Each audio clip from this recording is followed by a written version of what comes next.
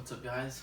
Back in the garage, and this is my Clitoris Project, as you can see here. This is my vulva. I labeled it Vulva by Vince, and you got all the parts here. You got the inner and outer labia, the clitoral hood, clitoris, vaginal opening, and urethra. And what I did on this, I just kind of used paper and cut out a shape, and kind of colored it to differentiate the areas, but yeah, and then glued it to paper. So that's my project right there. And we'll just leave that right there if you look at. But symbolic clitorectomies and symbolic purgatory. So this is actually an interesting project that we did. First, let's talk about the two terms I just mentioned. Symbolic clitorectomy, we all know, we all study the same thing, but back a long time ago, the people used to literally have their clitoris, women used to literally have their clitorises removed, to prevent sensation and pleasure and things like that, and it kind of silenced talk about female pleasure and stuff like that, mainly only focusing on male pleasure, and while that's not commonly practiced today, the same thing kind of holds true. You don't hear much talk about that the female reproductive organ or anatomy or anything like that, really, except if it's like, maybe in an insult or kind of joking around, but it's really not widely discussed.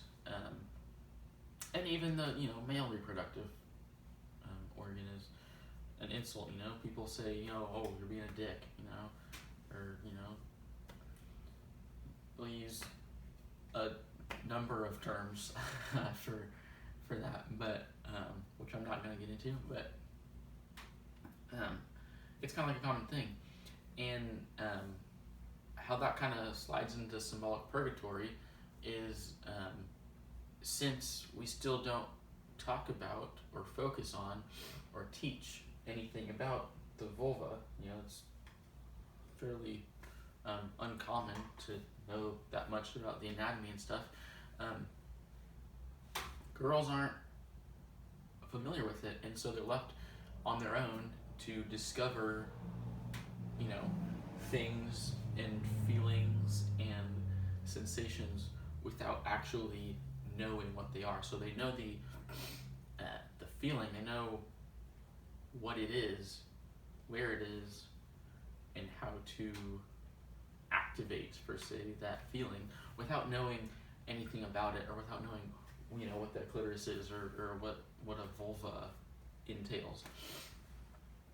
And the whole point of this project, I think, was to break down barriers and norms, and those comfort zones, comfort levels, and talk about taboo subjects like this, things that in society are not talked about, they're not portrayed the right way, and they don't get the attention that they should, or they get the wrong attention. And it's kind of a weird story, but a couple nights ago, with my parents in quarantine, we were all drinking, probably drank a little bit too much, and I brought this project up, and we started talking about it.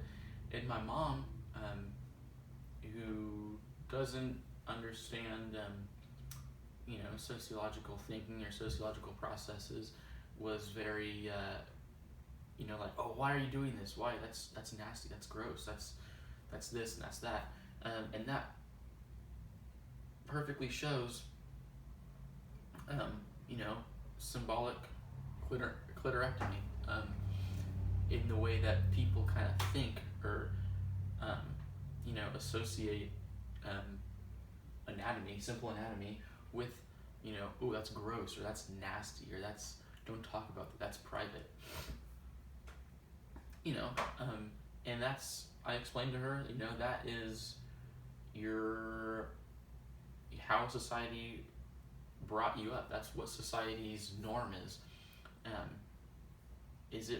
Could it have been possible to go back, a number of years and change that and make, male and female reproductive systems not private and not a hush subject? Yeah, totally. But for whatever reason, beginning with the medical clitorectomies a while ago, we've been socialized to associate, male and female reproductive parts and pleasure parts with, don't talk about that in public.